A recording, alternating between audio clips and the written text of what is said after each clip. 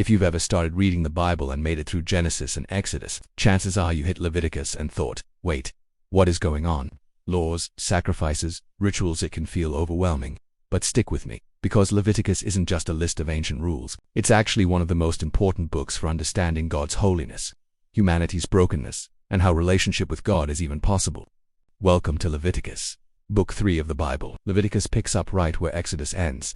God has delivered the Israelites from slavery in Egypt, made a covenant with them at Mount Sinai, and instructed them to build the tabernacle, a portable sanctuary, where he would dwell among them.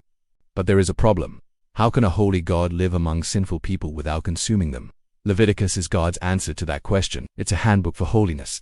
It shows how Israel, as God's chosen people, can live in a way that honors God's presence and allows them to enjoy his blessings. The name Leviticus comes from the tribe of Levi, the priests responsible for overseeing Israel's worship. The book is divided into several major sections.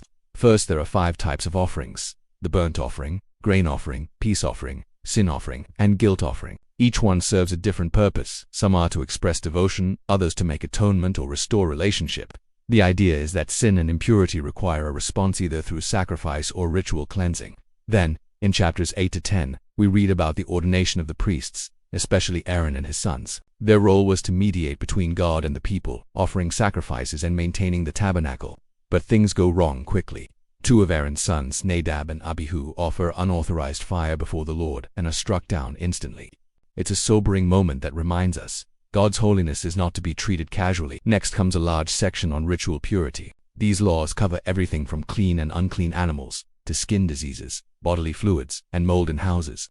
It may sound strange to modern ears, but these laws taught Israel that holiness touches every part of life, even eating, hygiene, and family. It's not about being morally bad or good. It's about recognizing the difference between what is sacred and what is common. At the center of the book, in chapter 16, is the most important day of Israel's calendar, the Day of Atonement, or Yom Kippur. On this day, the high priest would enter the most holy place just once a year, bringing blood to atone for the sins of the people. 2 goats were used.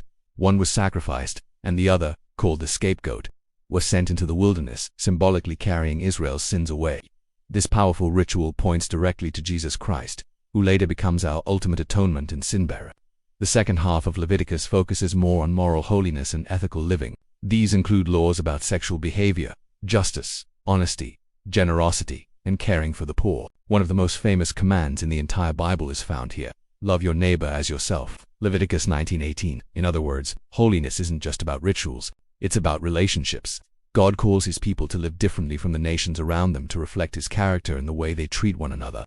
There are also commands about holy days and festivals like Passover, the Feast of Booths, and the Sabbath. These helped Israel remember what God had done and taught them to structure their lives around worship. And toward the end of the book, there are promises of blessing for obedience and warnings of consequences for disobedience. Not as threats but as reminders that life with God brings life, and turning from him brings decay. So what's the big takeaway from Leviticus? First, God is wholly, completely pure, set apart and perfect, and he desires to dwell with his people, but sin creates separation. Leviticus shows that the way back to God is through atonement, purity, and obedience. For ancient Israel, that meant sacrifices and priests. But for us today, those sacrifices point forward to Jesus, the perfect high priest and final offering who brings us into God's presence once and for all. Yes, Leviticus is ancient. Yes, it's full of rituals we don't practice today. But its message still matters. It teaches us that God is not distant. He wants to be near us, and he's made a way for that to happen. So the next time you open Leviticus, don't skim past it. Look deeper. Behind every offering, every law, and every ritual is a God who loves his people enough to dwell with them and ultimately, to die for them. Thanks for watching. This is part of our 66 Books of the Bible series, one story at a time. Make sure to like, subscribe, and check out the next episode as we dive into the book of Numbers. See you there.